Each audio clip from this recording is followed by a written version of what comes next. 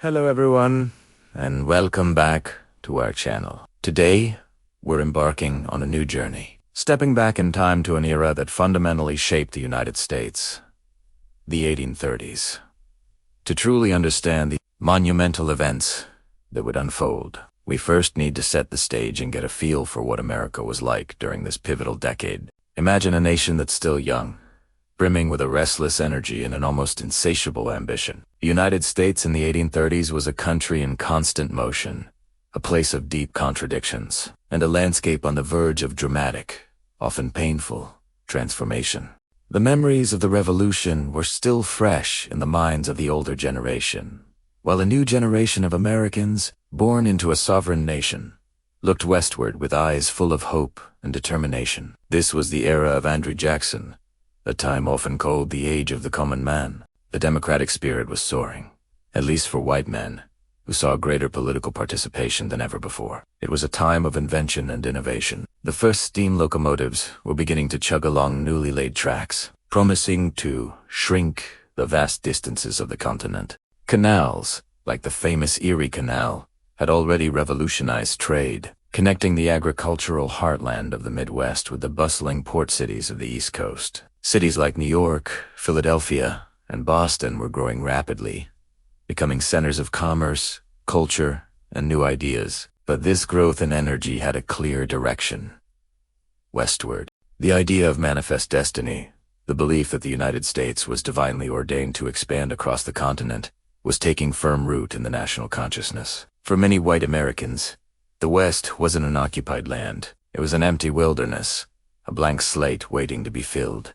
A promised land of opportunity where a person could build a new life from scratch. This relentless drive westward was the defining feature of the era. Families packed their belongings into covered wagons, leaving behind everything they knew to chase the dream of cheap land and independence. The frontier was more than just a place on a map. It was a powerful symbol of American identity, representing freedom, self-reliance, and endless possibility. However, this narrative of an empty wilderness is a profoundly misleading one. The lands that settlers were so eager to claim were, in fact, the ancestral homelands of hundreds of distinct Native American nations. For thousands of years, these communities had developed complex societies, rich cultures, and deep spiritual connections to the land. The West was not empty. It was home.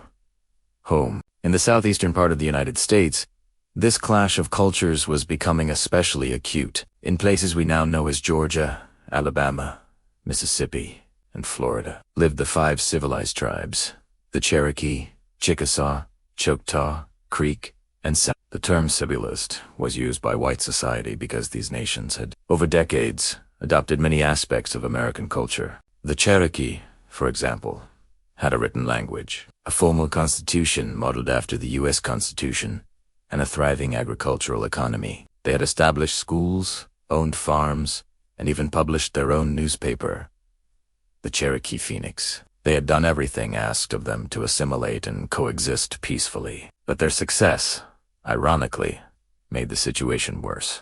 The land they occupied was incredibly valuable, particularly for the cultivation of cotton, which was becoming the engine of the Southern economy thanks to the invention of the cotton gin. As the demand for cotton skyrocketed, so did the demand for land. An insatiable land hunger gripped the southern states. White settlers, backed by their state governments, began to encroach on native territories, illegally squatting on their farms and demanding that the federal government take action. This created immense pressure. The state of Georgia, for instance, passed laws that extended its jurisdiction over Cherokee territory, effectively nullifying Cherokee laws and sovereignty. It was a direct challenge, not just to the Cherokee Nation, but to the treaties they had signed with the United States government, treaties that were supposed to be the supreme law of the land. The stage was being set for a monumental conflict, one that would test the very ideals of justice, law, and humanity upon which the young republic claimed to be founded. The question looming over the 1830s was a stark one. In this expanding nation, was there room for everyone? Or would the dream of one group of people inevitably lead to the destruction of another? The answer would be found in the coming years, in the halls of Congress, in the Supreme Court, and ultimately on a long and sorrowful road known as the Trail of Tears. This is the world we find ourselves in as our story begins. A nation filled with optimism and ambition, but also one grappling with deep-seated prejudices and a growing crisis over land and sovereignty. It's a complex and often uncomfortable history, but one we must understand to grasp the America we live in today. Thank you so much for joining me for this introduction. In our next chapter, we'll dive deeper into the legal and political battles that led to the Indian Removal Act. It's a crucial part of the story, and I hope you'll be here for it. If you found this interesting, please hit that like button, and be sure to subscribe and turn on notifications so you don't miss what's next. We'll see you in the next video. Welcome back to our journey. Today, we step into the heart of the Cherokee Nation, as it was before the 1830s. This isn't a story of a primitive, nomadic people. It's the story of a vibrant, sophisticated civilization deeply rooted in the mountains, valleys, and rivers of the American Southeast. Forget the stereotypes. The Cherokee homeland was a network of thriving communities, bustling towns, and a society that was rapidly embracing change, while holding fast to ancient traditions. This was a nation on the rise, a testament to resilience and ingenuity. Imagine a landscape stretching across parts of what we now know as Georgia, Tennessee, North Carolina, and Alabama. This wasn't just land the Cherokee lived on. It was the very essence of their identity. The mountains weren't just rock and timber. They were sacred places, home to spirits and stories passed down through countless generations.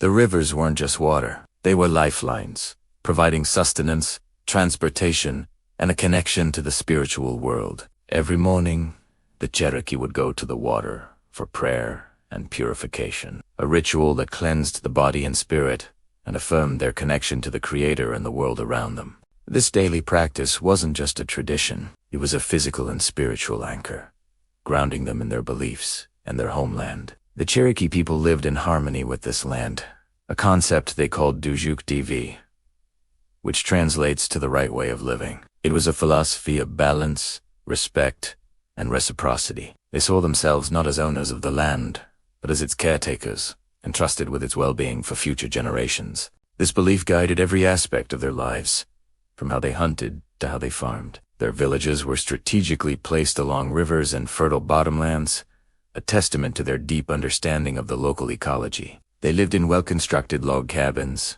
often clustered together in small towns, completed with public squares and ceremonial buildings. It was a settled, agrarian life.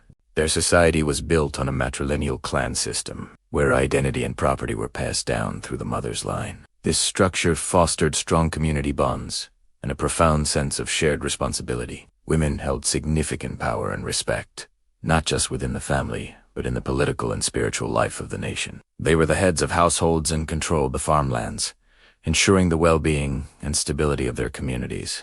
This societal balance was a cornerstone of Cherokee culture, creating a world where men and women had distinct but equally vital roles. The elders were the revered keepers of wisdom. Their counsel sought on all important matters, ensuring that the lessons of the past guided the decisions of the present. The Cherokee were also brilliant innovators. By the early 19th century, they had adopted many aspects of American culture, but they did so on their own terms, weaving new ideas into the fabric of their own traditions. They cultivated extensive farms, growing corn, beans, and squash, but also cotton, which they sold to their American neighbors. They raised livestock, operated ferries, and owned successful businesses. Their towns were not just collections of homes. They were centers of commerce and governance. The Cherokee Nation was becoming a prosperous republic, proving that they could adapt and thrive in a changing world without sacrificing who they were. Perhaps the most astonishing achievement of this era was the creation of a written language. A Cherokee man named Sequoyah,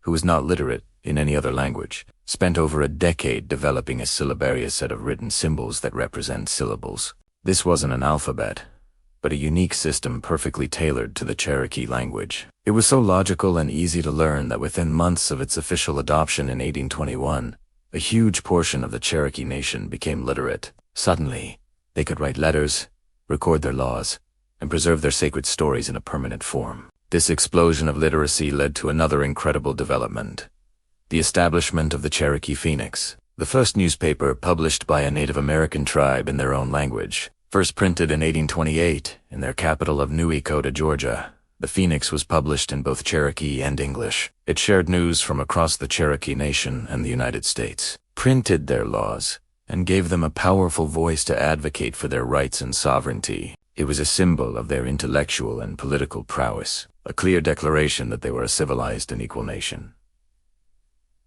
Alongside these advancements, education was highly valued. The Cherokee established a school system where children learned to read and write in both Cherokee and English. They studied mathematics, history, and geography, preparing the next generation to lead the nation in an increasingly complex world. These schools were not just about academics. They were about instilling a sense of Cherokee identity and pride, blending modern knowledge with traditional values. The image of a Cherokee child reading from both the Bible and the Cherokee Phoenix perfectly encapsulates the dynamic culture of the time, a culture that was forward-thinking, faithful, and fiercely proud of its heritage. The spiritual connection to the land remained the bedrock of their existence. This wasn't an abstract idea. It was a lived, daily reality. They believed the land held the bones of their ancestors and the promise of their children as future. The ceremonial mounds built by their forefathers were still revered as sacred sites, powerful links to their history and the spiritual world. The green corn ceremony, an annual celebration of harvest and renewal, brought the entire community together for days of feasting, dancing, and thanksgiving. It was a time to forgive old wrongs, purify the community, and give thanks to the Creator for the bounty of the land. It reinforced the core values of balance, community, and gratitude that defined Cherokee life. So, when we talk about the Cherokee homeland, we are talking about a nation that had achieved something remarkable. They had built a prosperous, literate, and self-governing society. They had a written constitution, a bicameral legislature, and a judicial system, modeled after the United States but rooted in their own traditions. They were farmers, blacksmiths, teachers, and politicians. They were a people who had masterfully blended tradition and progress, creating a unique and thriving culture in the heart of the American South. This was the nation, this was the home that they were asked to leave behind. Understanding the depth of what they had built is crucial to understanding the true magnitude of the tragedy that was to come. Thank you for joining us for this chapter. If you've found this story insightful, please give this video a like and subscribe to our channel for more. Your support helps us continue to share these important histories. We'll see you next time. Hello everyone, and welcome back to the channel. Today, we re-diving into a pivotal and deeply complex chapter of American history. The era of Andrew Jackson and the Indian Removal Act. It's a story that reshaped the nation, both geographically and morally, and its echoes are still felt today. To understand this period, we first need to understand the man at its center, Andrew Jackson. Born in the backwoods of the Carolinas, Jackson was a true product of the American frontier. He was a war hero, a man who earned the nickname Old Hickory for his toughness during the War of 1812, most famously at the Battle of New Orleans. He wasn't part of the East Coast elite, the founding father generation. Instead, he represented a new kind of American politician, a self-made man, a populist who championed the common man. His rise to the presidency in 1828 marked a major shift in American politics. He was seen as a defender of the small farmer, the frontiersman, and the everyday citizen against what he viewed as a corrupt aristocracy and a centralized government. Central to Jackson's vision for the United States was the idea of westward expansion. He and his supporters believed it was America's destiny to spread across the continent. They saw the vast, fertile lands west of the Appalachian Mountains as the key to the nation's future prosperity. A place where the growing population of white settlers could build new lives and secure their economic independence. This wasn't just a dream, it was an aggressive, driving force behind his presidency. However, there was a significant obstacle to this vision. The land was already home to tens of thousands of Native Americans. In the southeastern United States, several major Native American nations had lived for centuries. The Cherokee, Echota, Chickasaw, and Seminole, referred to as the 5 civilized tribes, had established sophisticated societies. They had created their own written languages, adopted constitutions modeled after the U.S. Constitution, developed successful farming economies, and built towns. The Cherokee, for instance, had a newspaper, the Cherokee Phoenix, and many had adopted aspects of American culture, including Christianity, and even the practice of owning plantations. They were not the nomadic hunter-gatherers that stereotypes often depicted. They were settled, agricultural societies with deep, ancestral ties to their lands. But for many white settlers in states like Georgia, Alabama, and Mississippi, this was irrelevant. They saw the tribe's lands as a barrier to their own ambition. This land hunger was fueled by the booming cotton industry, which required vast territories for new plantations. Political pressure mounted on the federal government to do something to open up these tribal lands for white settlement. Andrew Jackson, a longtime advocate for Indian removal, was seen as the man to make it happen. From his perspective, the coexistence of sovereign native nations within the borders of existing states was untenable. He argued it was a threat to national unity and security. This political pressure and Jackson's own convictions culminated in one of the most controversial pieces of legislation in U.S. history, the Indian Removal Act of 1830. The debate in Congress was fierce. Opponents, like Senator Theodore Frelinghuysen of New Jersey, argued passionately that the act was immoral and violated previous treaties the United States had signed with these native nations. They appealed to the nation's honor and its Christian values, questioning how the country could so blatantly break its promises. They warned of the grave injustice that would befall the tribes. However, the supporters of the bill framed it very differently. Publicly, Jackson and his allies presented the Indian Removal Act as a benevolent humanitarian policy. They argued that Native Americans could not survive in the face of advancing white settlement. They claimed that removing the tribes to a designated Indian territory west of the Mississippi River in what is now Oklahoma was the only way to save them from what they described as inevitable decline and annihilation. Jackson himself stated that removal would allow them to cast off their savage habits and become an interesting, civilized, and Christian community. He presented it as a generous act,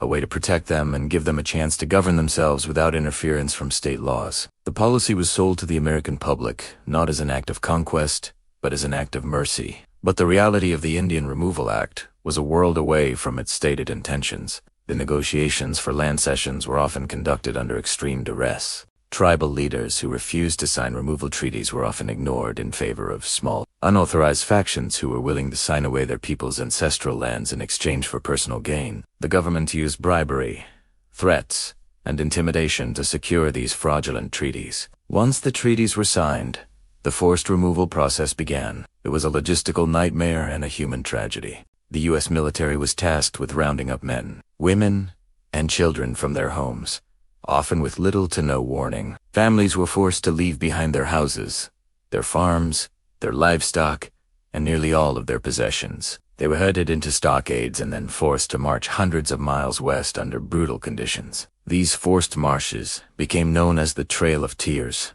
The journey was devastating. The people faced starvation, exposure to harsh weather, and rampant disease. Cholera, dysentery, and smallpox spread quickly through the crowded, unsanitary camps. There was little food, and the government contractors hired to supply the journey were often corrupt, providing spoiled rations. Thousands died along the way. The elderly, the sick, and young children were especially vulnerable. 1/4 of the Cherokee Nation, more than 4,000 people out of 16,000, perished during their forced removal in the winter of 1838 to 1839.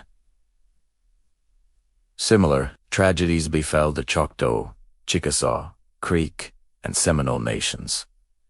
This wasn't a humane relocation. It was a death march. It was a policy of forced displacement that resulted in the catastrophic loss of life, land, and culture. The vision of a peaceful, prosperous future in the West was a cruel illusion. When the survivors arrived in Indian Territory, they found land that was often unfamiliar and less fertile than what they had left behind. They had to rebuild their entire societies from scratch, all while grieving for the thousands they had lost and the ancestral homes they would never see again. The legacy of Andrew Jackson and the Indian Removal Act is a stark reminder of how policy, even when framed with benevolent language, can have devastating real-world consequences. It highlights a painful contradiction in American history. The nation's quest for expansion and manifest destiny came at an immense and tragic cost to the original inhabitants of the land. This chapter forces us to confront uncomfortable truths about our past and to understand the deep, historical roots of issues that continue to affect Native American communities today. Thank you so much for joining me for this difficult but important discussion. History is rarely simple, and understanding its complexities is key to understanding our world. If you found this video informative, please give it a like and consider subscribing to the channel for more deep dives into history. We'll see you in the next video. As we delve deeper into this pivotal era of American history, it is crucial to understand that the tragedy of forced removal was understory, confined to a single people. The term Trail of Tears, while most famously associated with the Cherokee Nation, represents a broader, devastating policy that affected numerous sovereign indigenous nations. Today, we'll widen our lens to acknowledge the experiences of the 5 civilized tribes, a collective name given by European settlers to the Cherokee, Creek, Choctaw, Chickasaw, and Seminole nations.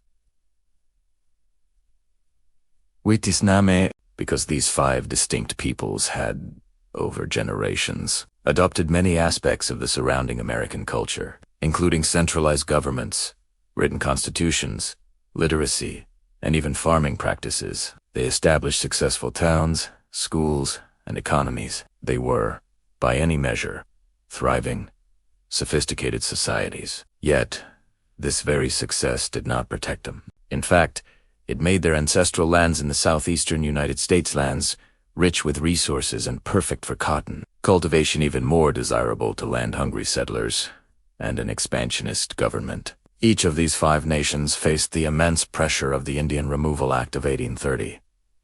Each nation resisted. Each nation endured its own unique journey of hardship, resilience, and sorrow. Their stories are not interchangeable. They are individual chapters in a much larger, more complex book of American history. The Choctaw Nation was the first to be forcibly removed, beginning in the harsh winter of 1831. Lacking adequate food, supplies, and protection from the elements, the journey became a horrifying ordeal of suffering and loss. It was a Choctaw leader who, witnessing the death and despair, first described their trek as a trail of tears and death. The phrase, born from their anguish, would tragically come to define this entire period. The Choctaw removal set a grim precedent, a blueprint of broken treaties and human cost that other nations would soon be forced to follow. Next came the Seminole in Florida, whose story of removal is intertwined with a fierce and prolonged resistance. The Seminole Wars, spanning several decades, were some of the longest and costliest conflicts fought by the U.S. Army at the time. Leaders like Osceola became legendary symbols of defiance. Many Seminoles successfully resisted removal by retreating into the treacherous Florida Everglades, where their descendants remain to this day. Others, however, were captured and forced west, their journey marked by the legacy of their valley, but ultimately fractured, struggled to remain on their homeland. The Muscogee, or Creek Nation, also experienced a brutal removal. After being weakened by internal divisions, often fueled by U.S. policy and a fraudulent treaty, the Creek were forcibly rounded up in 1836, chained and marched overland. Many died from disease and exhaustion. Their removal was swift and cruel, a stark example of how legal mechanisms could be twisted to dispossess a people of their land and heritage with devastating efficiency. Similarly, the Chickasaw Nation, known for their shrewd negotiating and strong warrior tradition, foresaw the inevitable. They managed to negotiate what they believed were better terms for their removal, even paying the U.S. government for their own lands in the West. However, their journey was still fraught with peril. They faced immense hardship and suffered significant losses from smallpox and other diseases. During their relocation, their story highlights the impossible choices leaders faced. Even the best path available was still a path of profound loss and displacement. And that brings us back to the Cherokee. While we acknowledge the unique struggles of the Seminole, Creek, and Chickasaw, the remainder of our series will focus more deeply on the Cherokee experience. Why? Because the Cherokee story offers a particularly detailed and well-documented example of the entire process. From their legal battles that reached the Supreme Court to their internal political divisions between those who advocated for a treaty and those who resisted to the bitter end, their journey provides an intricate case study of the forces at play. The Cherokee Nation had, perhaps more than any other, fully embraced the civilization program proposed by the U.S. government. They had a written language, a newspaper, a constitution modeled on that of the United States, and thriving farms. Their story starkly illustrates the ultimate betrayal of that promise, the promise that if they assimilated, their sovereignty and their lands would be respected. By following their path, we can gain a clearer understanding of the legal maneuvers, the political betrayals, and the sheer human cost that defined the Trail of Tears for all the nations involved. It's a story of incredible resilience in the face of unimaginable injustice. It's a testament to the strength of a people who, despite having everything taken from them, refused to let their culture, their language, and their spirit be extinguished.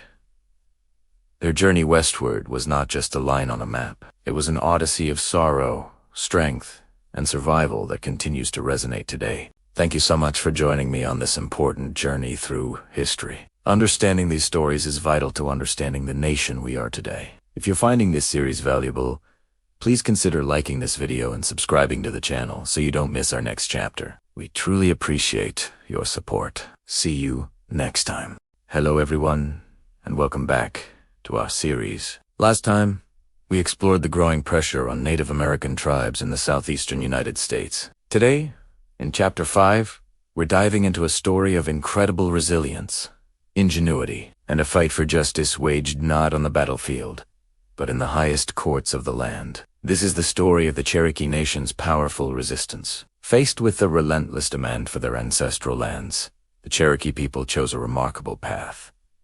Resistance through adaptation and legal strategy. Instead of simply yielding to pressure, they decided to beat the United States at its own game, proving they were a civilized, sovereign nation deserving of respect and their treaty rights. This wasn't just a passive hope. It was a calculated, nationwide effort to transform their society in ways that would be undeniable to the American government and public. So, what did this transformation look like? It was truly revolutionary. The Cherokee Nation embarked on an ambitious project of modernization. They established a formal, written legal code and a court system to interpret and enforce those laws. They weren't just mimicking American systems. They were building institutions that reflected their own values, while demonstrating their capacity for sophisticated governance. This was a direct challenge to the stereotype of savage tribes incapable of Perhaps one of the most brilliant innovations was the creation of the Cherokee syllabary by a man named Sequoyah. Imagine creating an entire writing system from scratch. Sequoyah, who couldn't read or write in any other language, spent over a decade developing a set of symbols to represent the syllables of the Cherokee language. It was so effective that within a few years, literacy rates among the Cherokee skyrocketed, in many cases surpassing those of the neighboring white settlers. This powerful tool unified the nation like never before. With this new written language, the Cherokee established their own newspaper, the Cherokee Phoenix, printed in both Cherokee and English. Think about the power of that. It was a voice for that people, a way to share news, debate issues, and, most importantly, present their case to the wider world. The Phoenix published articles on Cherokee laws, customs, and political arguments against removal, making it a vital tool in their public relations and resistance efforts. It was a clear declaration. We are here, we have a voice, and we will be heard. The pinnacle of this nation-building effort was the drafting of the Cherokee Constitution in 1827, modeled after the U.S. Constitution. It established a tripartite government with executive, legislative, and judicial branches. It had a principal chief, a national council, and a Supreme Court. This wasn't just a piece of paper. It was the ultimate statement of sovereignty. By adopting a constitution, the Cherokee Nation formally declared itself an independent republic, a nation among nations, with an inherent right to govern its own territory and people. This was a direct, peaceful, and powerful defiance of the state of Georgia, which was aggressively trying to assert its jurisdiction over Cherokee lands. The Cherokee leadership, men like Principal Chief John Ross, believed that by demonstrating their civilized status and their commitment to law and order, they could secure their rights under existing treaties with the United States. They put their faith in the American legal system, believing that justice and the rule of law would ultimately prevail over greed and prejudice. But as the Cherokee Nation strengthened its government and institutions, the state of Georgia only became more aggressive. In 1828, Georgia passed a series of laws that effectively abolished the Cherokee government, nullified their laws, and began distributing Cherokee land to its own citizens through a lottery system. It was a blatant and illegal land grab, directly violating federal treaties that recognized Cherokee sovereignty. The Cherokee Nation was now facing an existential crisis. Their peaceful strategy of adaptation was being met with brute force. This is where the battle shifted from the council houses and printing presses to the courtrooms of the United States. The Cherokee Nation, led by Chief John Ross, decided to take their fight to the highest court in the land, the U.S. Supreme Court.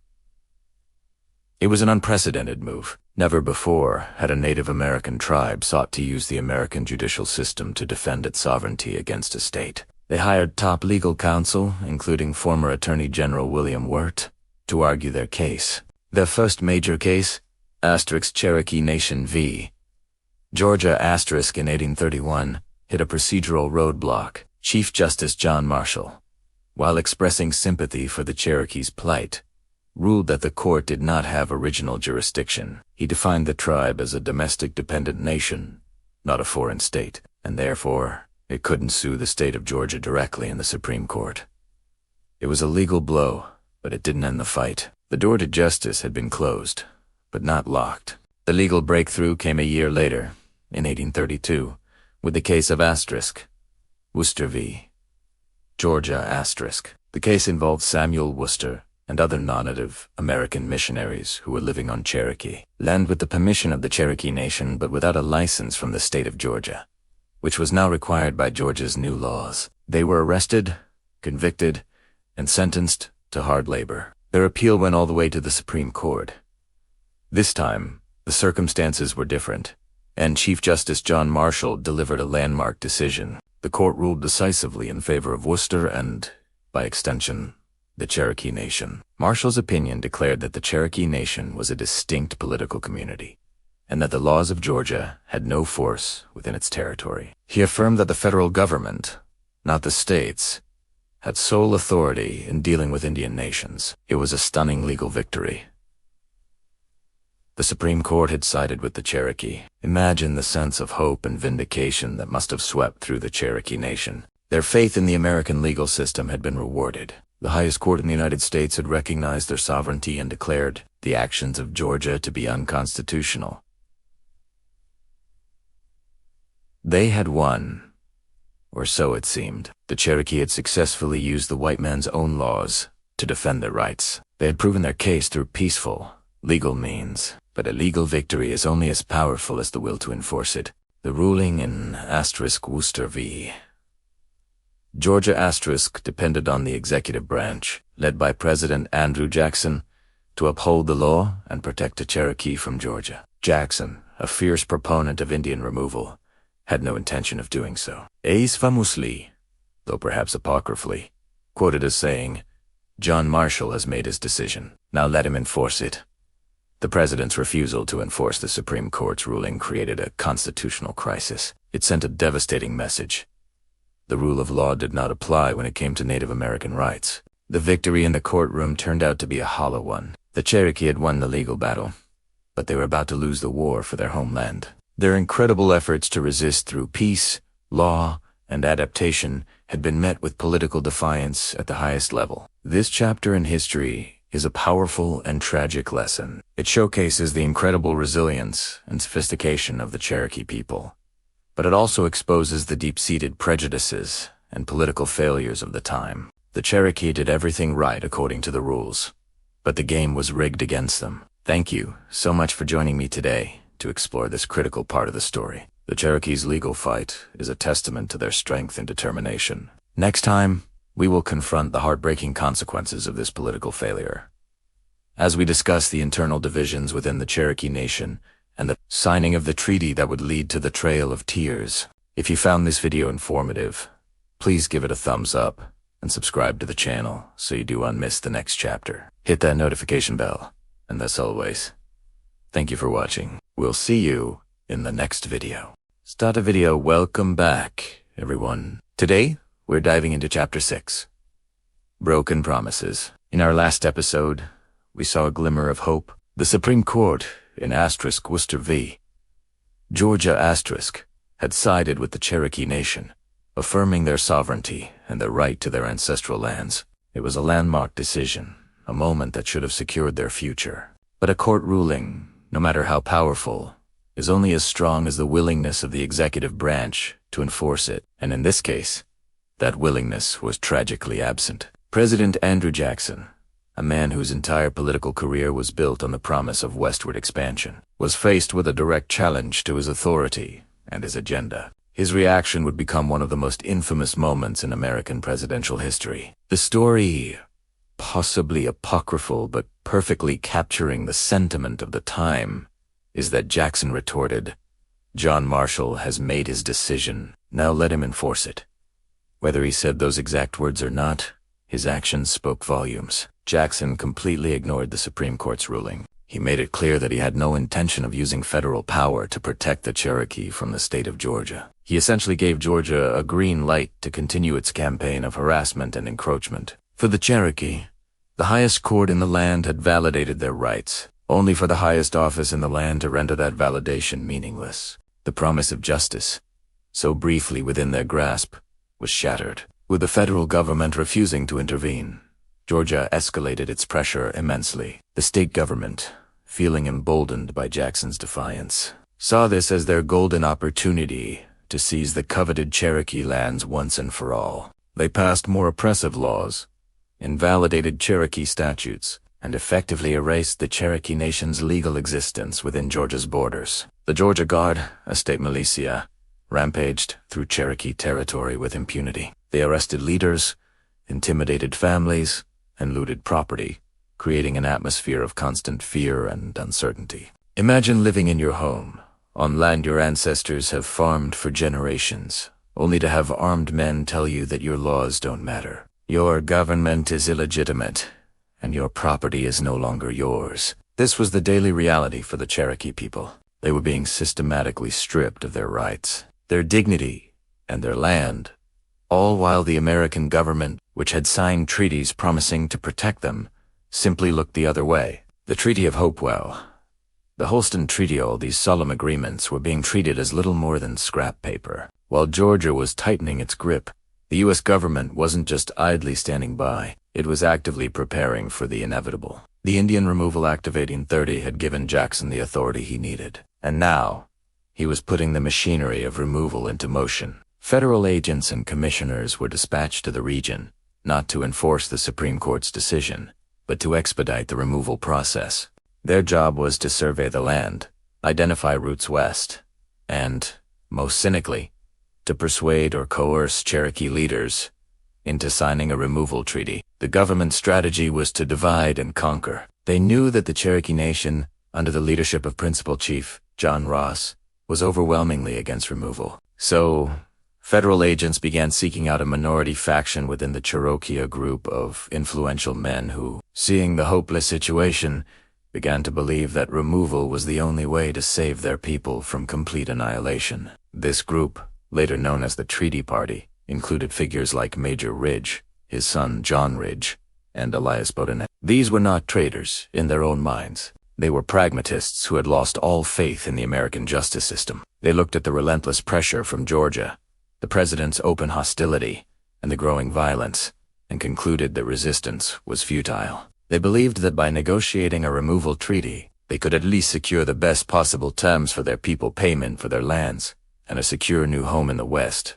This internal division, sown and exploited by the U.S. government, would create a deep and painful schism within the Cherokee Nation, one that would have devastating consequences. As the federal government laid the groundwork for removal, the message was clear.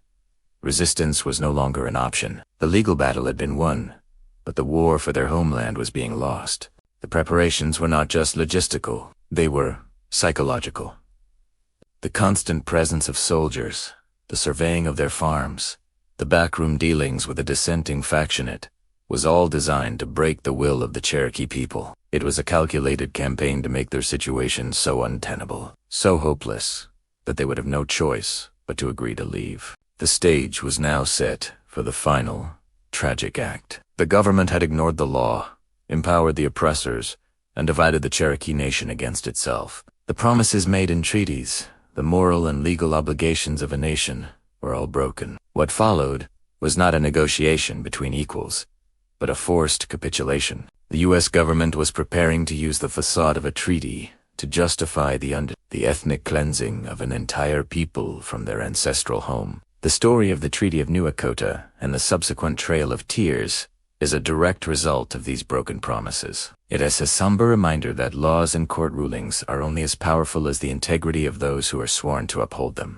The Cherokee had placed their faith in the American system, and that system had profoundly, catastrophically failed them. Thank you so much for joining me for this difficult but important chapter of the story. The events that followed are even more harrowing, and we'll explore them in our next episode. If you're finding this series valuable, please consider liking this video and subscribing to the channel. It really helps us continue to tell these vital stories. We'll see you next time. Hello and welcome back to our deep dive into Cherokee history. In our last chapter, we saw the Cherokee Nation facing immense pressure from Georgia and the federal government, despite legal victories. Today, in Chapter 7, we explore a pivotal and heartbreaking moment. The Treaty of New Echota. This single document would seal the fate of thousands, setting the stage for one of the most tragic episodes in American history. It's a story of internal division, political maneuvering, and a profound betrayal that continues to echo through the generations. As the 1830s wore on, the Cherokee Nation found itself fractured. The constant harassment, the encroachment on their lands, and the federal government's relentless push for removal had taken a toll. Most Cherokee, led by Principal Chief John Ross, remained steadfast in their opposition to ceding their ancestral homeland. They believed in their sovereignty, their constitution, and the justice of their cause. They had built a thriving society with farms, schools, and a written language. Why should they leave? This majority group, known as the National Party, was determined to stay, to fight through legal and political means, and to preserve their nation right where it stood. However, a small but influential minority began to see the situation differently. This group, later known as the Treaty Party, looked at the overwhelming military power of the United States and the unrelenting hostility from the state of Georgia, and they came to a grim conclusion. Resistance was futile. They believed that the best, and perhaps only, way to preserve the Cherokee people and their culture was to negotiate the best possible terms for removal and start anew in the West.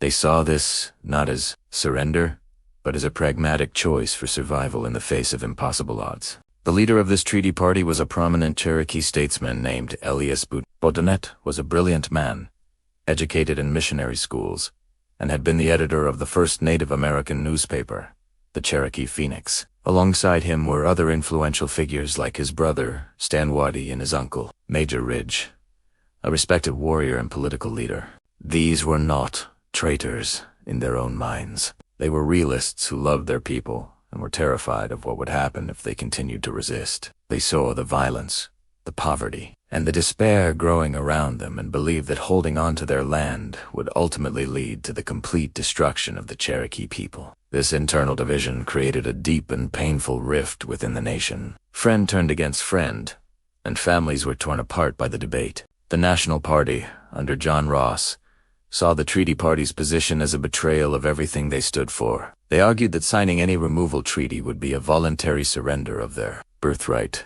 and an admission that their national sovereignty meant nothing. The vast majority of the 16,000 Cherokee citizens stood with Ross, believing that their unity and legal standing were their greatest strengths. They organized petitions and sent delegations to Washington, D.C., pleading their case and demonstrating the unified will of their people. Ignoring the overwhelming majority, the U.S. government saw an opportunity in this internal conflict. Federal officials decided to bypass the legitimate Cherokee government led by John Ross and deal exclusively with the much smaller, more compliant Treaty Party. In December of 1835, U.S. treaty commissioners met with Elias Boudinot, Major Ridge, and a few hundred of their followers at New Echota, the Cherokee capital. It's crucial to understand how unrepresentative this meeting was. Out of a nation of over 16,000 people, only a tiny fraction were present. The official, democratically elected leadership of the Cherokee Nation was not there.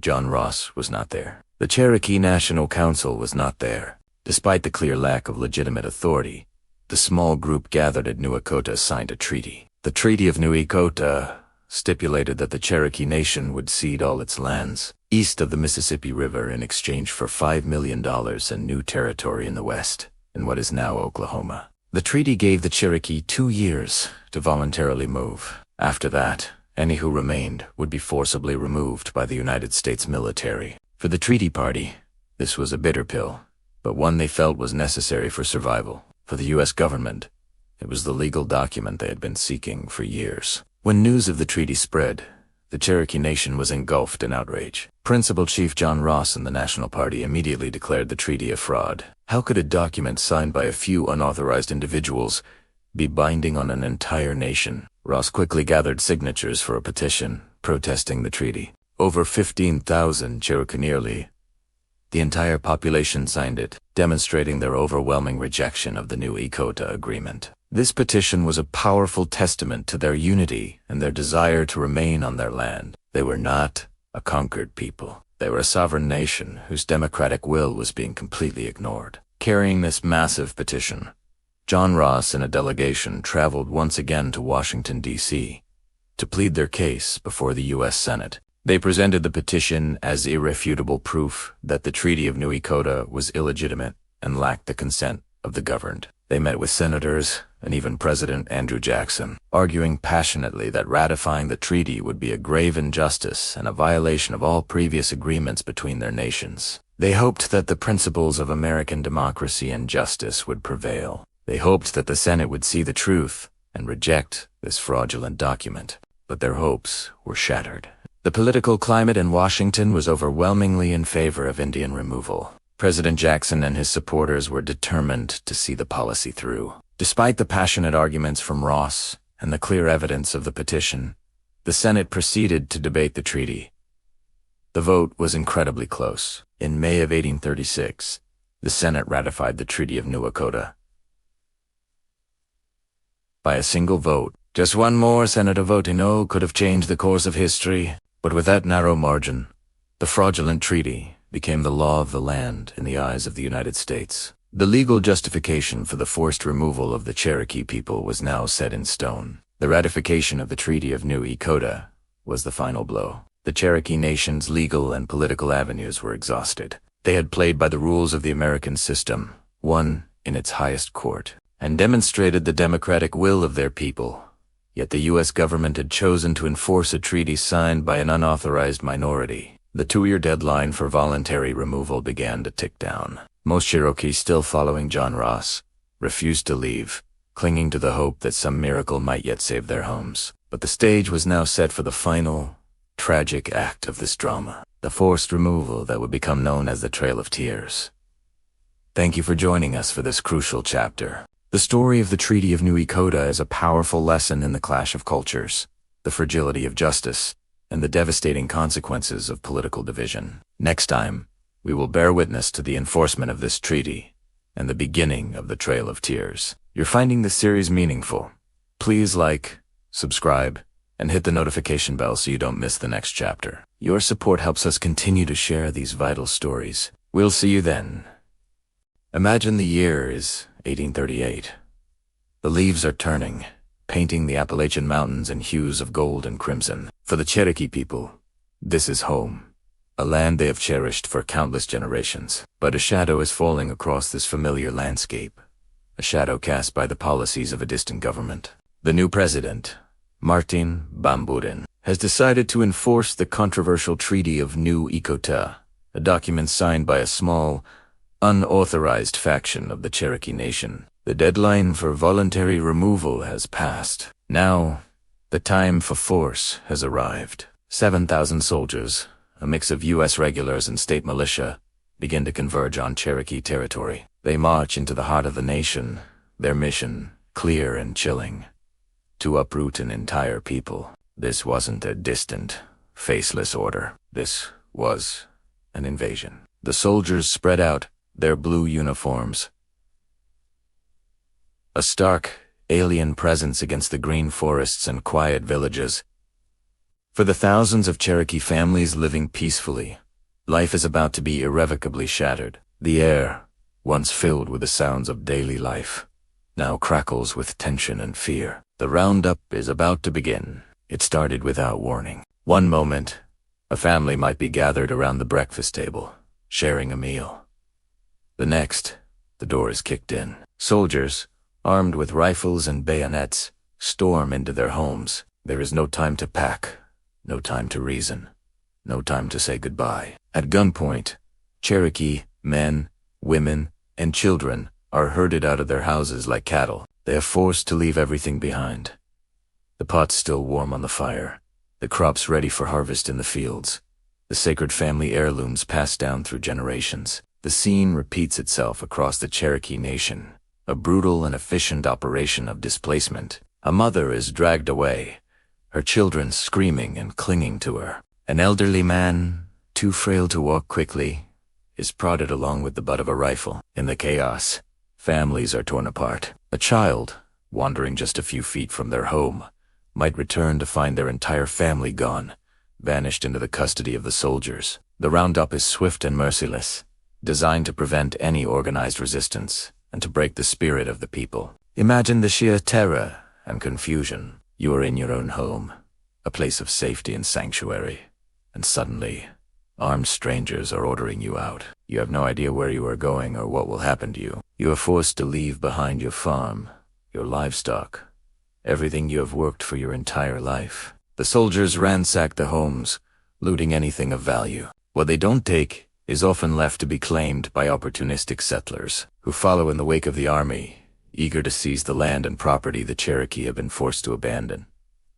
These weren't just empty houses. They were homes filled with memories, with history, with life. The cornfields, the orchards, the carefully tended gardens all were left to rot or be stolen. The psychological toll is impossible to measure. This wasn't just the loss of property. It was the erasure of a way of life. The deep connection the Cherokee had with their ancestral lands was being severed by force. Every river, every mountain, every valley held meaning, and now they were being driven from it all. Once captured, the Cherokee are forced on brutal marshes to temporary collection points. These are often little more than open fields or hastily constructed corrals. From there, they are moved to larger concentration camps, officially called removal depots. 31 of these crude forts are built throughout Cherokee territory in Tennessee, Georgia, Alabama, and North Carolina. The conditions are appalling. Families are crammed into these enclosures, often with no shelter from the scorching summer sun or the cold,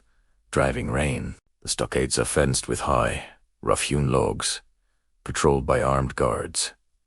Inside, sanitation is non-existent. Clean water is scarce, and food is often spoiled or insufficient. Disease spreads like wildfire through the weakened and traumatized population. Dysentery, measles, and whooping cough claim lives daily, especially among the very young and the elderly. These camps are not just holding pens. They are places of immense suffering and death. For many, the journey to the west hasn't even begun, yet they are already perishing. The guards overseeing the stockades vary in their conduct. Some are indifferent, merely doing their job. Others, however, are cruel, inflicting further misery on the captive Cherokee. The people are treated not as human beings, but as prisoners of war. They are stripped of their dignity, their freedom, and their hope.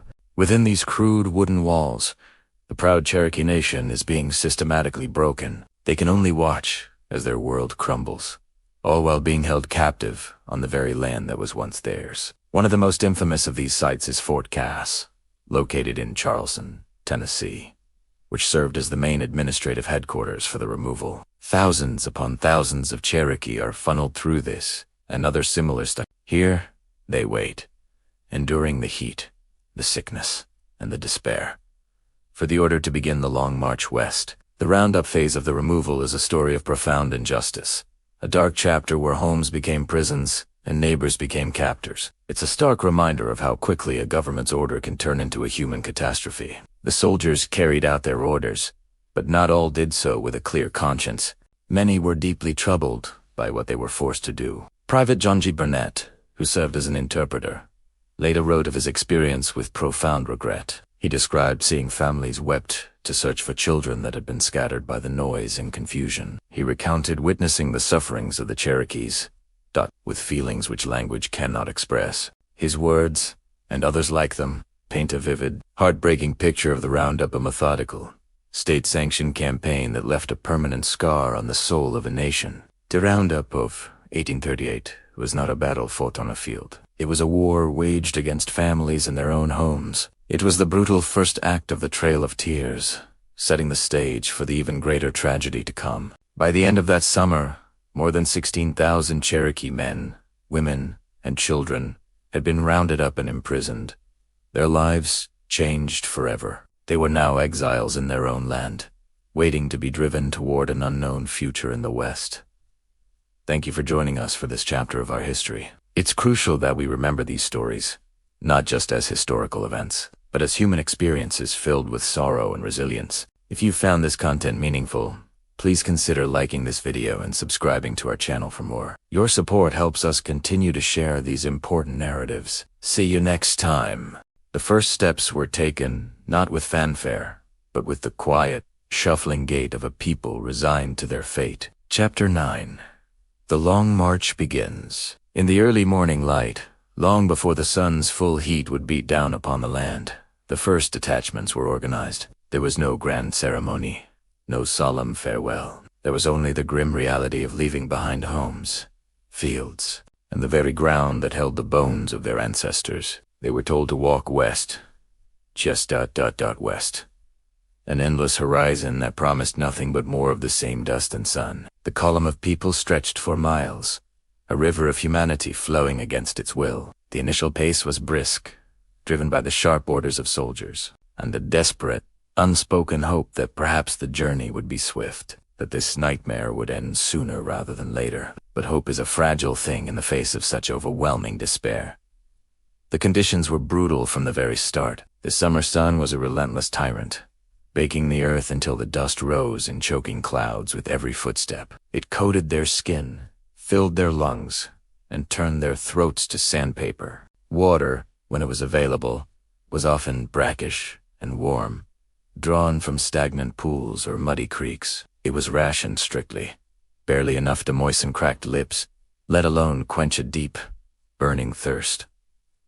The supplies provided were meager at best: a handful of cornmeal, a bit of salt pork, hardly enough to sustain a child, let alone a grown man or woman marching day after day. Hunger became a constant, gnawing companion. People began to forage, desperately searching for roots, berries, or anything edible along the trail. But the land was as unforgiving as their captors. It offered little sustenance. Within this river of sorrow were families, the fundamental units of a society now fractured and displaced. Mothers, with infants strapped to their backs, walked with a strength born of pure love and desperation. You could see the exhaustion etched onto their faces, but their eyes were fixed on their children. Their every step a prayer for their survival. They would use their own water rations to soothe a feverish child, give their own meager portion of food to quiet a hungry cry. Fathers carried toddlers on their shoulders, the small legs of the children too tired to walk any further. They would try to make games of it, pointing out a distant bird or an oddly shaped cloud, anything to distract from the reality of their situation. But the smiles were forced, the laughter hollow. At night, they would huddle together, whispering stories of the old days, tales of a time when their homes were their own and their futures were bright. These stories were both a comfort and a torture, a reminder of all that had been lost. And then there were the elders. They were the keepers of tradition, the living libraries of their people's history and wisdom. Now, they struggled simply to keep up. Their bodies, worn by a lifetime of hard work and experience, were failing them. Their joints ached.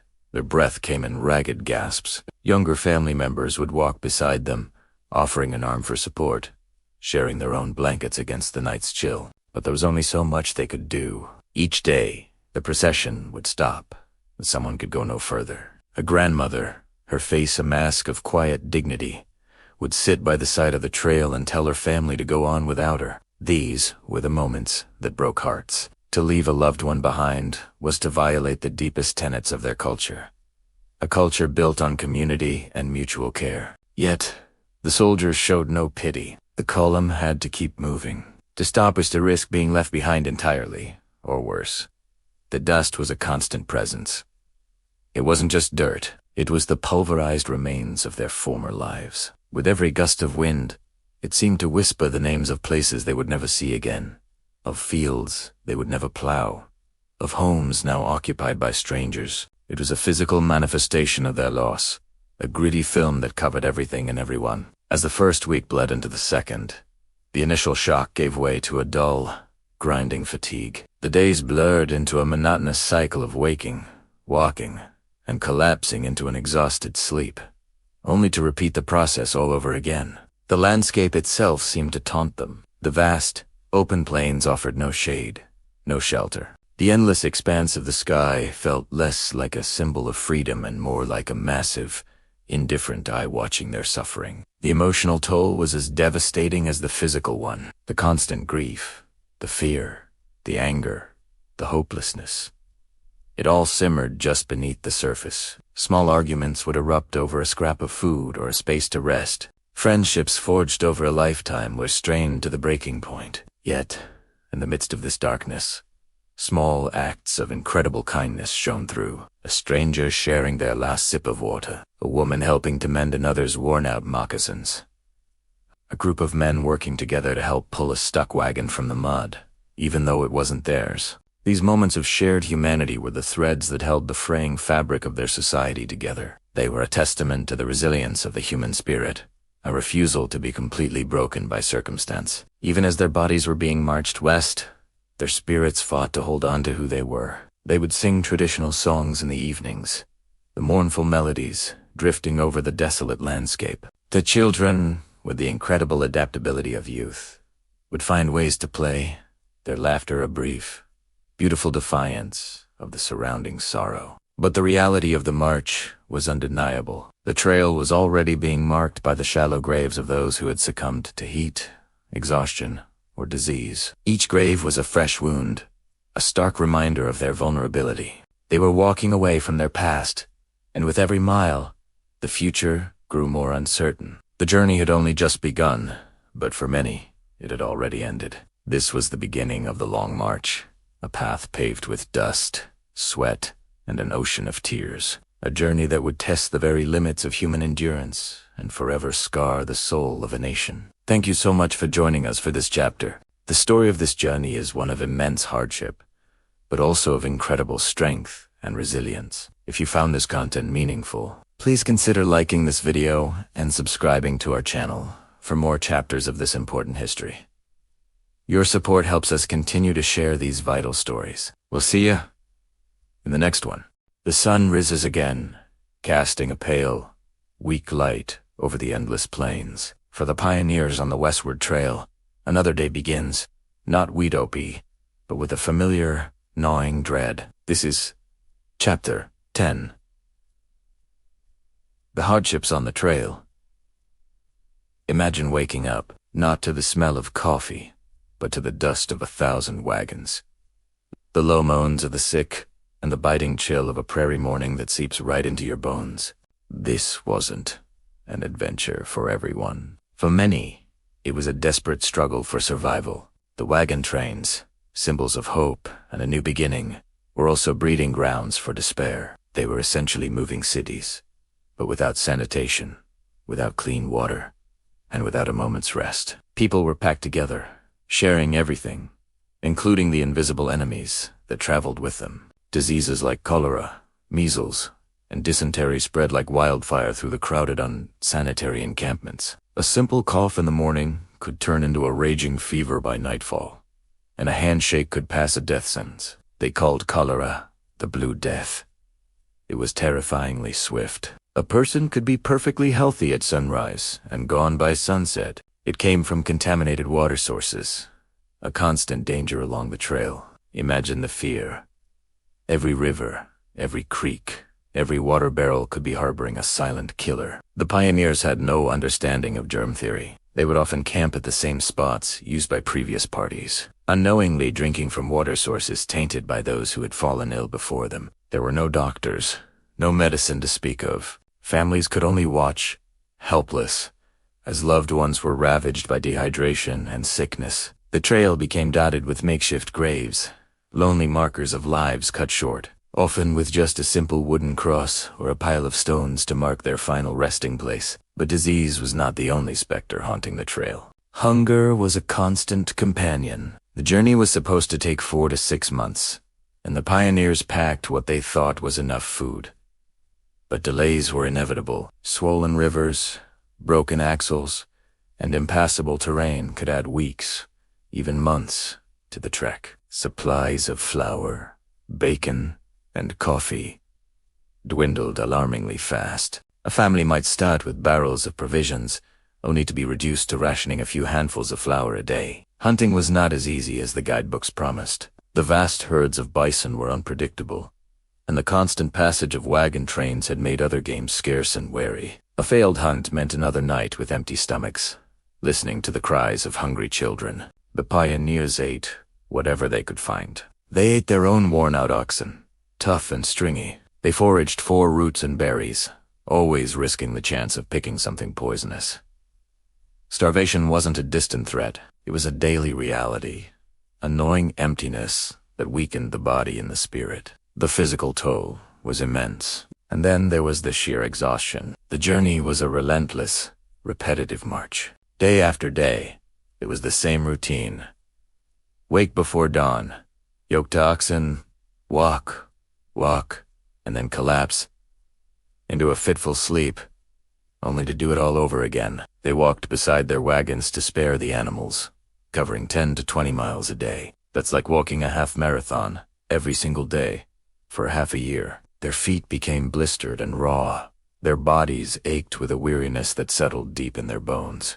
The landscape itself was an adversary. The blistering sun of the plains offered no shade, beating down relentlessly and causing heat stroke and severe sunburns. Then there were the sudden, violent thunderstorms that could turn the dusty trail into a sea of mud, bogging down wagons and chilling families to the core. River crossings were terrifying ordeals. A wagon could be swept away in an instant, taking with it all of a family's worldly possessions, and sometimes the people themselves. In the mountains, early snows could trap a wagon train, turning the dream of a new life into a frozen nightmare. As the tragic story of the Donner Party so grimly reminds us, the psychological strain was just as devastating as the physical hardships. The endless, monotonous landscape could crush the spirit. The constant presence of death, the worry over dwindling supplies, and the relentless physical toll created an atmosphere of anxiety and despair. People who had started the journey as hopeful neighbors could become suspicious rivals, competing for scarce resources like grass and water. Tempers frayed, arguments broke out, and the social fabric of the wagon train was stretched to its breaking point. Imagine the emotional weight. A husband burying his wife and child with no time to grieve properly because the train had to keep moving. A mother watching her children grow thinner and weaker with each passing day. The hope that had fueled the start of their journey began to flicker and die, replaced by a grim determination to simply survive another day. The endless trudge westward was a physical journey, but it was also a profound test of the human spirit. The rhythmic creak of the wagon wheels, the plodding of the oxen, the soft thud of footsteps on the dusty earth. These sounds became the soundtrack to their suffering, a constant reminder of the immense distance they had traveled and the even greater distance they still had to go. The pioneers were not superheroes. They were ordinary people farmers, blacksmiths, families who were pushed to the absolute limit of their endurance.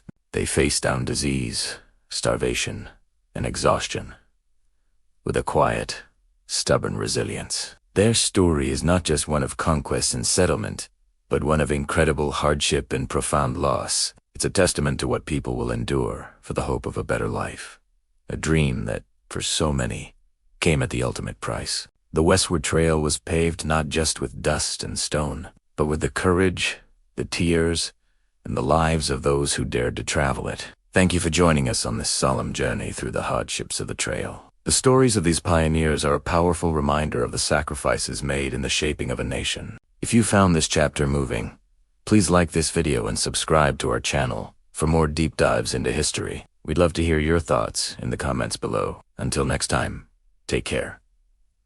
Hello everyone, and welcome back to our historical journey. Today, we delve into a chapter of profound hardship and resilience, a period that tested the very limits of human endurance. We're talking about the Winter of Suffering, a name that barely scratches the surface of the reality faced by those who lived through it. Imagine, if you will, the world turning cold.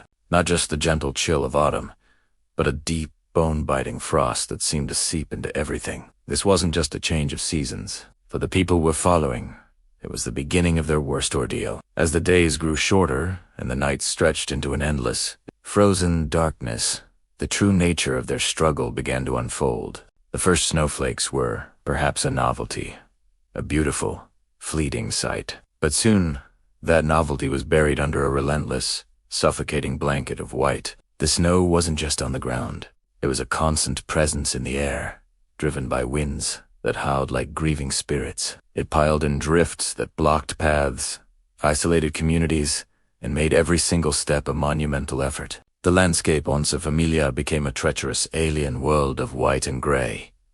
And with the snow came the ice. Rivers, once lifelines of trade and travel, froze solid. The familiar sound of flowing water was replaced by an eerie, profound silence, broken only by the groaning and cracking of the ice as it expanded. What was once a source of life became a barrier, a vast, frozen mirror reflecting a merciless sky. Crossing these frozen expanses was a gamble with death itself. The ice could be thin, a fragile sheet hiding the frigid, dark water below. A single misstep could mean a swift, unforgiving end. The cold was an enemy you couldn't see but could feel in your very soul.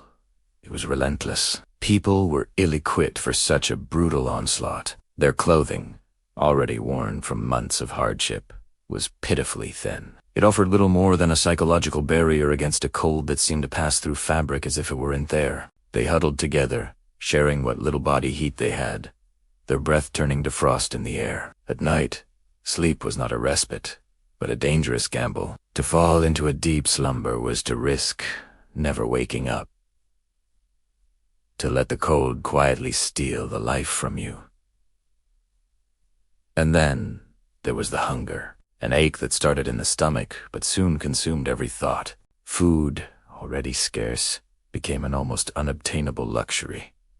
The frozen ground made foraging impossible. The animals they might have hunted had either migrated or were hidden away, themselves struggling to survive the brutal conditions. Preserved stores, if they existed at all, dwindled with terrifying speed. Every morsel was rationed, every crumb counted. The gnawing emptiness became a constant companion, a physical pain that weakened the body and clouded the mind. In this crucible of cold and starvation, the human body began to fail. Exposure was a silent killer. Frostbite claimed fingers and toes, turning them black and lifeless.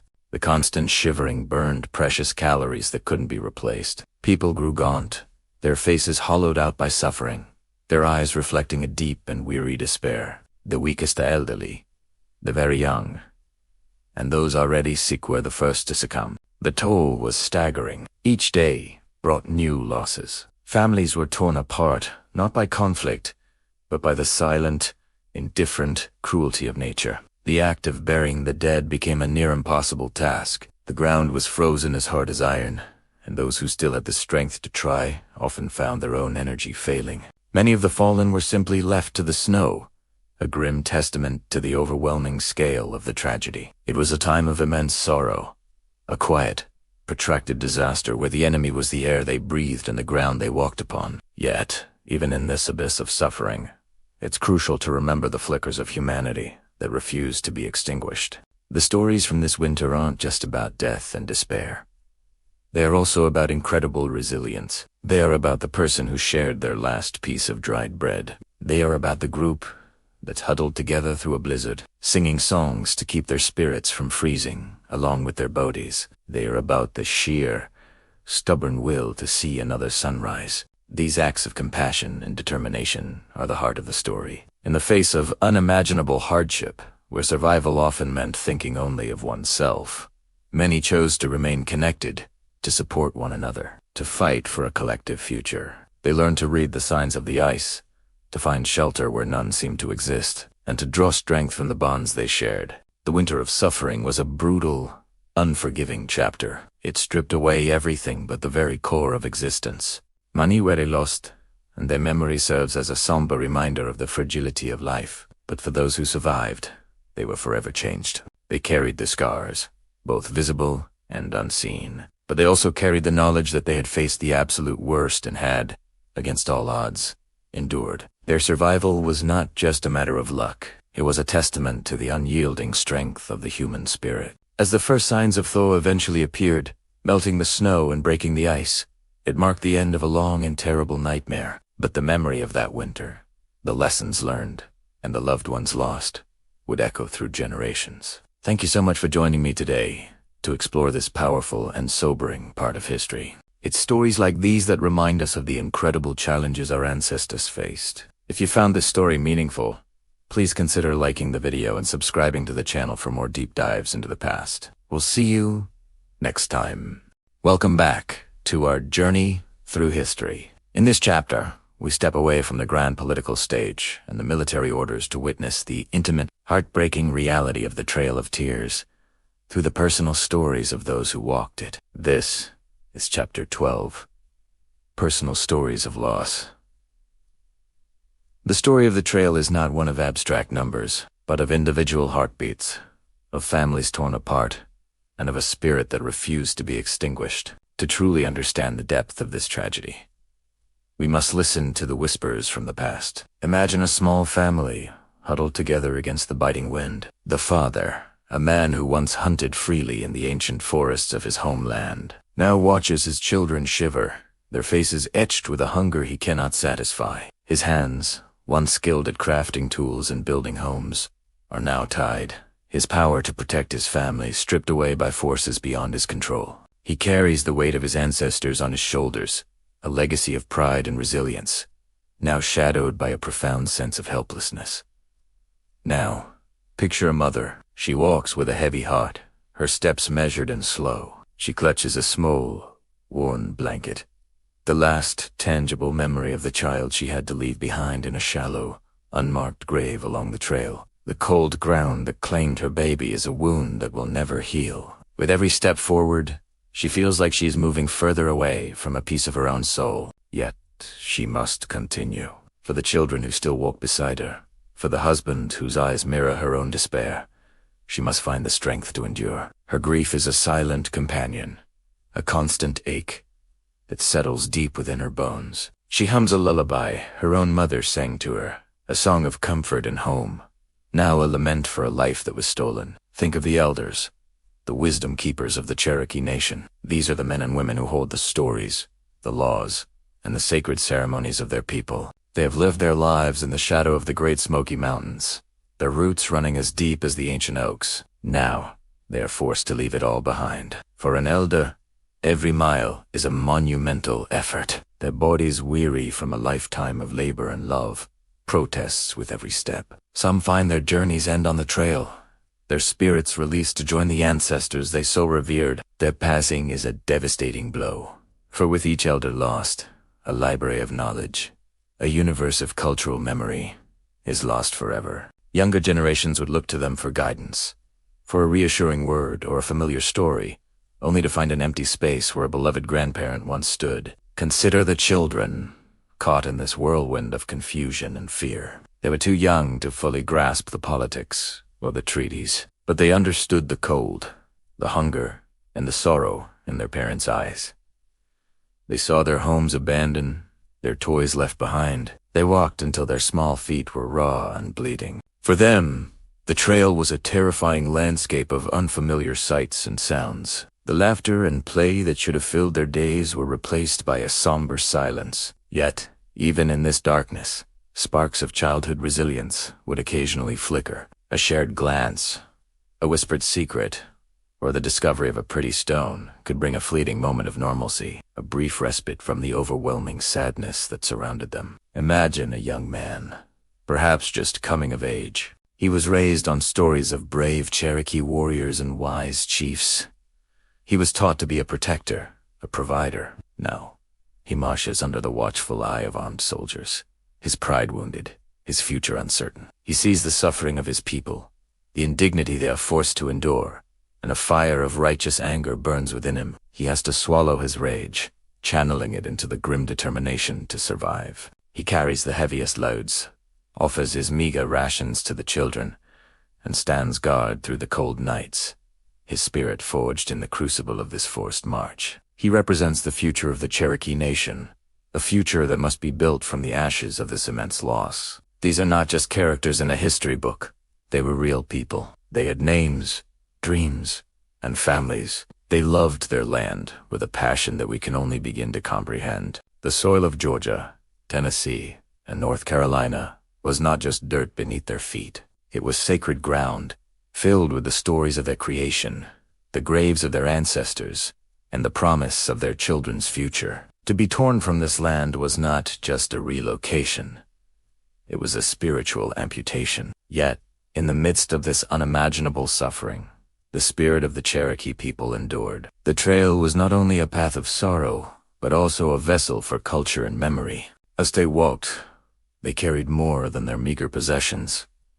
They carried their identity. Listen closely, and you can almost hear the faint echo of a song drifting on the evening air. After a grueling day's march, families would gather around small, smoky fires. Someone would begin to sing an old song, a melody passed down through generations. The lyrics spoke of the mountains, of the river, of the Creator's love. For a few precious moments, the music would transport them back home, easing the ache in their hearts and strengthening their resolve. These songs were a lifeline, a thread connecting them to their past and giving them hope for a future. Prayers were whispered in the Cherokee language, quiet and fervent appeals for strength, for mercy, for an end to the suffering. The spiritual leaders, the medicine men, did what they could to maintain the ancient rituals. They offered words of comfort, reminded the people of their inherent worth and dignity, and affirmed that the Creator had not abandoned them, even in this darkest of hours. These prayers were an act of spiritual resistance,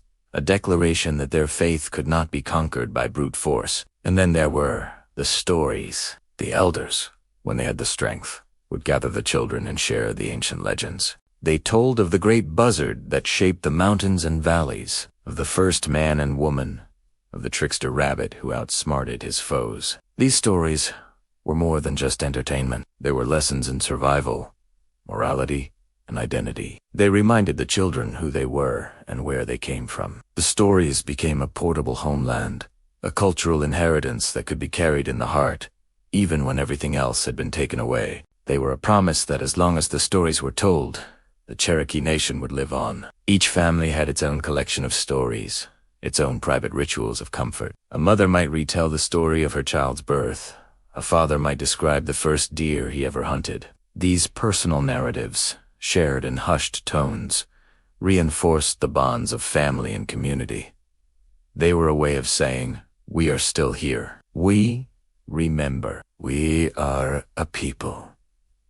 The Trail of Tears is a story of profound loss, the loss of life, of land, of home. But through these quiet vignettes of family life, of personal grief and communal comfort, we see that it is also a story of incredible resilience. It is the story of mothers who found the strength to go on, of elders who passed on their wisdom until their last breath, and of a people who carried their culture, their songs, their prayers, and their stories across 1,000 miles of sorrow to plant the seeds of a new future in a strange land. Their journey did not end in defeat, but in the survival and enduring strength of the Cherokee Nation. Thank you for joining us for this deeply personal chapter. It's in these individual stories that we find the true heart of history. Please take a moment to reflect on the strength of the human spirit. If you found this meaningful, consider subscribing and hitting the bell icon so you don't miss the next part of our series. Your support helps us continue to share these important stories. We'll see you next time.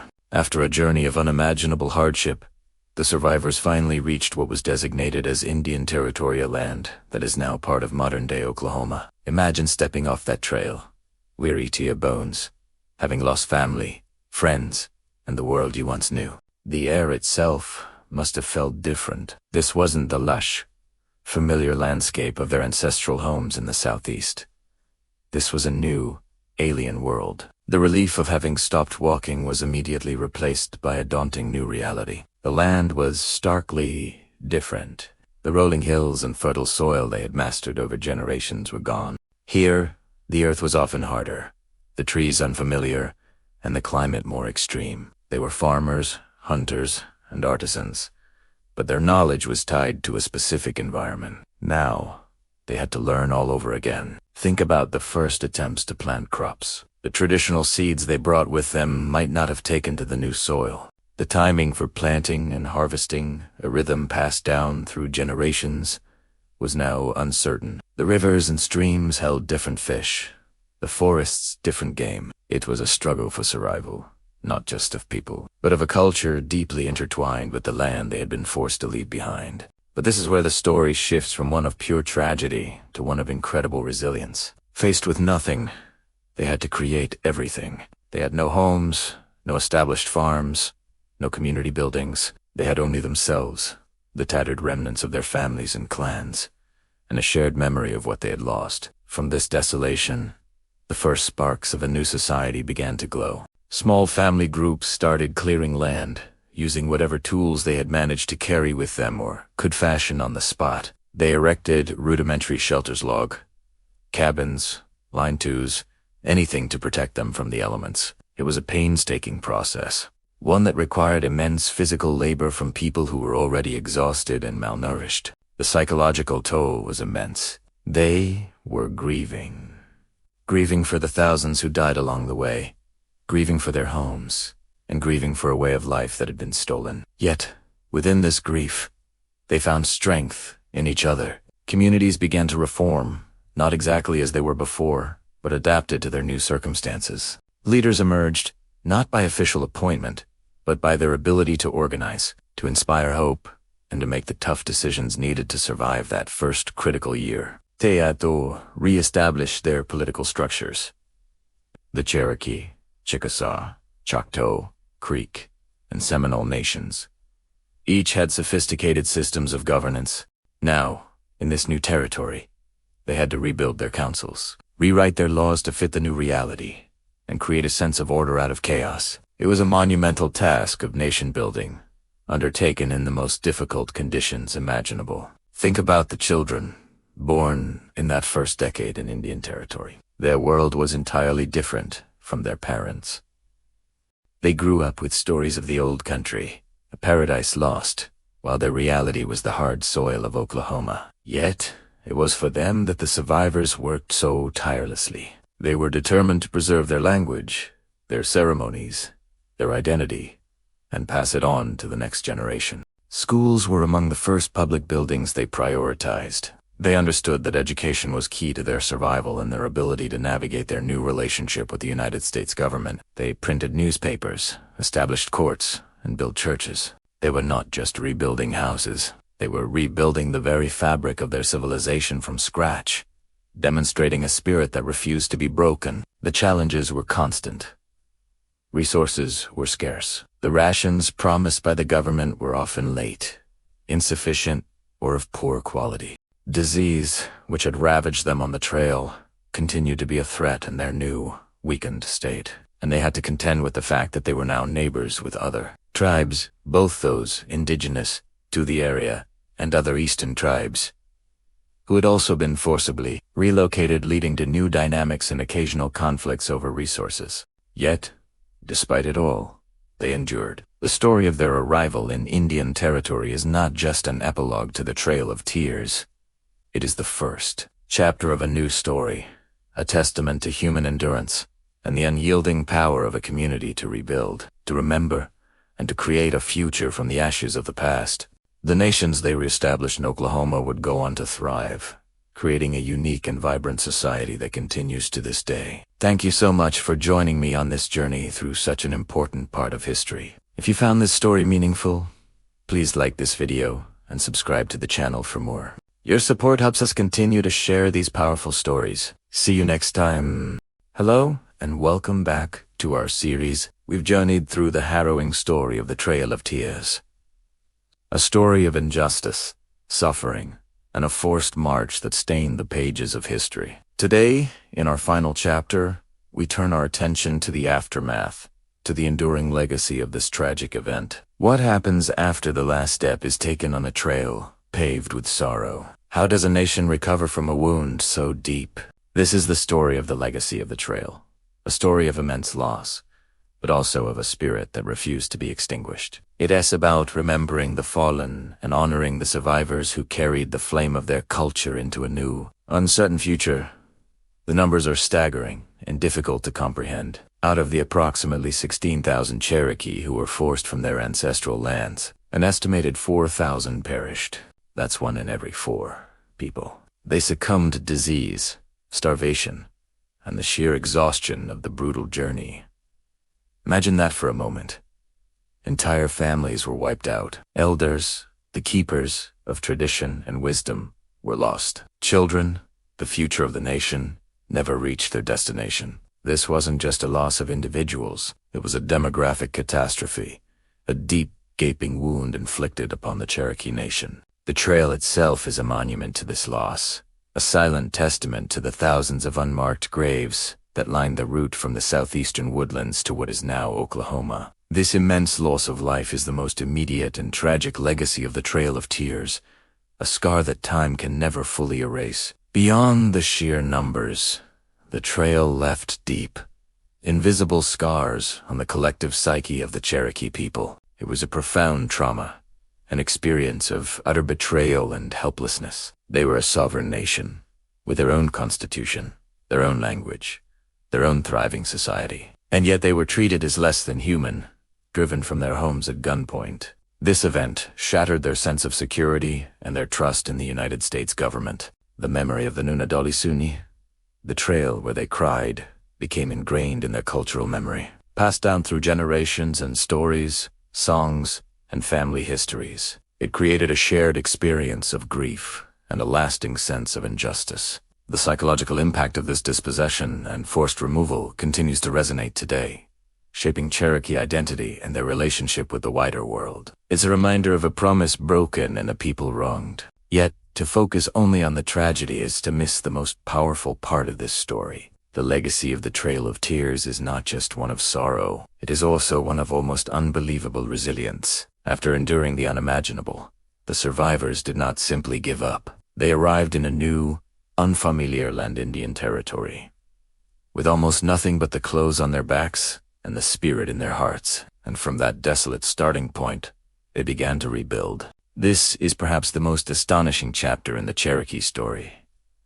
They refused to let their culture die. They picked up the pieces of their shattered lives and, with incredible determination, started the arduous process of creating a new home and a new future for their people. One of the first priorities was re-establishing their government. Despite the trauma and displacement, the Cherokee people's commitment to self-governance remained unbroken. They brought with them their constitution and their political structures. In 1839, shortly after the main arrivals in Indian Territory, they drafted a new constitution, uniting the different factions of the Cherokee Nation. They established a capital, Tahlequah, which quickly became the center of their new national life. They created a tripartite government with executive, legislative, and judicial branches, mirroring the one they had been forced to leave behind.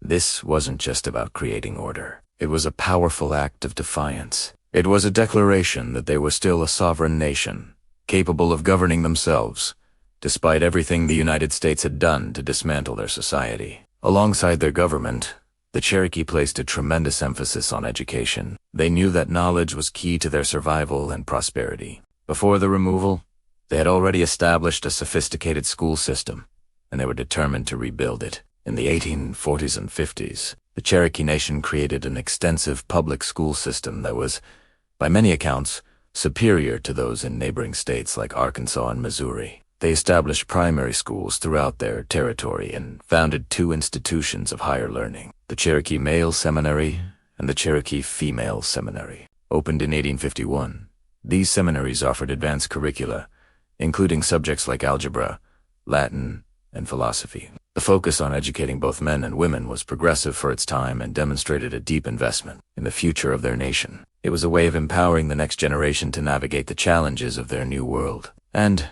of course, they worked tirelessly to preserve their culture. The trail had threatened to sever the connection to their traditions, but the survivors held on tight. The Cherokee language, a cornerstone of their identity, continued to be spoken. The syllabary created by Sequoia remained a vital tool for communication and literacy. The Cherokee Phoenix, their national newspaper, was eventually reestablished, printing articles in both Cherokee and English. Traditional ceremonies, stomp dances, and spiritual practices were maintained, providing a source of continuity and community strength. Storytellers continued to pass down ancient legends, and now, the story of the trail itself. This cultural persistence was not a passive act. It was an active, conscious effort to ensure that the essence of what it meant to be Cherokee would endure. It was their ultimate victory over those who sought to erase them. So, the legacy of the Trail of Tears is a complex and dual-sided coin. On one side, there is the profound and lasting pain of loss, injustice, and trauma. It is a dark chapter that must never be forgotten, a solemn reminder of the human cost of greed and prejudice. But on the other side, there is a brilliant story of human endurance, resilience, and the unyielding power of the human spirit. The Cherokee people did not just survive the Trail of Tears, they overcame it. They rebuilt their nation from the ashes, creating a thriving society in Indian Territory with sophisticated systems of government and education. They preserved their language and their culture against all odds. Their story serves as an inspiration, a testament to the ability of a people to hold on to their identity and forge a future even in the face of unimaginable adversity. It teaches us that, even after the longest, darkest trail, a new day can dawn. Thank you so much for joining me on this journey through the history of the Trail of Tears. I hope this series has been informative and thought. If you found value in these stories, please consider liking this video and subscribing to the channel for more deep dives into history. Your support means the world to us. Thank you for watching. As we reach the final chapter of our journey, we arrive at a place of memory, of reflection. The story of the Trail of Tears isn't just a collection of dates and events. It's a living, breathing part of history that continues to echo through generations. It's a wound on the soul of a nation, a stark reminder of the devastating consequences of greed, prejudice, and broken promises. But to end the story, there would be to tell only half of it. The memory of the Trail of Tears is not just one of loss. It is also a powerful testament to the resilience, the strength, and the unbreakable spirit of the Cherokee people and the other southeastern nations. Think about what it means to survive the unimaginable, to be driven from your home, to lose loved ones, to face starvation and disease, and yet to hold on to your culture, your language, your identity. That is the other side of this. Memory, the story of endurance. It's the story of men and women who, upon reaching their new, unfamiliar lands, began the arduous task of rebuilding. They didn't just rebuild their homes. They rebuilt their nation. They reestablished their government, their schools, and their communities, carrying the fire of their heritage into a new dawn.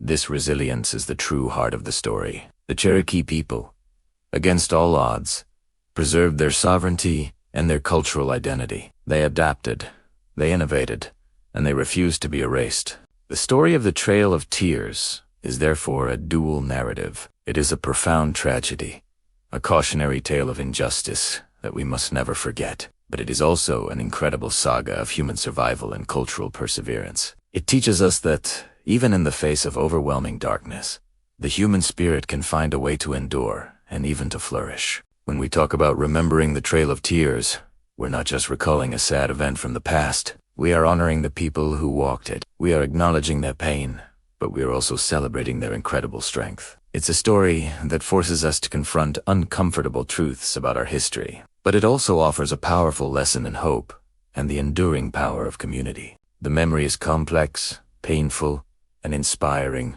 all at once. So, how do we remember this story today? It's not confined to dusty history books. The memory of the Trail of Tears is alive. It lives in the heritage of the modern Cherokee Nation, the Eastern Band of Cherokee Indians, and the United Echota Band of Cherokee Indians. These are vibrant, sovereign nations today, with thriving cultures, languages, and communities. They are the direct descendants of the survivors, and their very existence is a testament to the promises their ancestors made to themselves and to future generations, that they would not be broken. You can see the memory etched into the landscape itself. The Trail of Tears National Historic Trail stretches across 9 states, a physical path that you can follow. Along this trail, interpretive centers, markers, and parks serve as solemn reminders of the journey. These sites are not just tourist attractions. They are sacred ground. They are places for quiet reflection, for learning, and for paying respect to the thousands of souls who were lost. Walking even a small portion of this trail, or visiting a preserved site, connects you to the past in a tangible way. It makes the history real. Monuments also stand as silent sentinels to this memory. From the eternal flame at the Cherokee Nation headquarters in Tahlequah, Oklahoma, which symbolizes the undying spirit of the people, to various sculptures and memorials scattered across the Southeast, these artistic expressions help us to visualize and connect with the human cost of the removal. They translate the abstract numbers of history into faces of grief, determination, and hope. They invite us to pause and consider the real people behind the story: the children, the elders, the families. And, of course, the story is kept alive through oral tradition, through the stories passed down from grandparents to grandchildren. It's remembered in traditional ceremonies, in the stomp dance, and in the Cherokee language classes that are revitalizing the tongue that officials once tried to silence. It's in the art, the music, and the literature of Cherokee creators who continue to explore their history and identity, sharing their perspectives with the world. They are not just remembering the past, they are actively shaping the future of their culture. The story of the Trail of Tears is a fundamental part of the American story. Remembering it is our shared responsibility. It requires us to listen to the voices of the Cherokee people, to learn from their history, and to honor their legacy of survival. It's a story that challenges us to be better, to recognize the importance of justice, respect, and keeping our promises. By remembering, we don't just look back at a tragedy. We look forward with a deeper understanding of what it means to be resilient, to hold on to hope, and to honor the enduring strength of the human spirit. Thank you so much for joining me on this long and important journey through history. It has been a privilege to share these stories with you. If this series has moved you or taught you something new, please consider liking this video and subscribing to the channel for more deep dives into the stories that have shaped our world. Your support means everything. Thank you for watching.